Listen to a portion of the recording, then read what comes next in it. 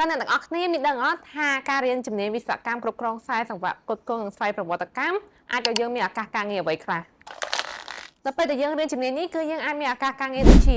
Supply Chain Management គឺយើងអាចក្លាយទៅជាអ្នកគ្រប់គ្រងហាងអ្នកគ្រប់គ្រង Logistics អ្នកគ្រប់គ្រងឃ្លាំងទំនិញ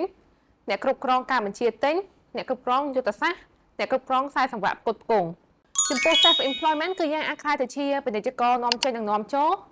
សហគ្រិនភាពអ្នកប្រឹក្សាក្រុមហ៊ុនរៀនអនុបណ្ឌិតនិងបណ្ឌិតអ្នកស្រាវជ្រាវនិងគ្រូបង្រៀនចំណែកឯ Automation Engineering គឺយើងអាចក្លាយទៅជាប្រតិបត្តិការម៉ាស៊ីនវិស្វករកាន់ការផលិតវិស្វករផលិតកម្មវិស្វករគ្រប់គ្រងគុណភាពនិងអ្នកគ្រប់គ្រងផលិតកម្ម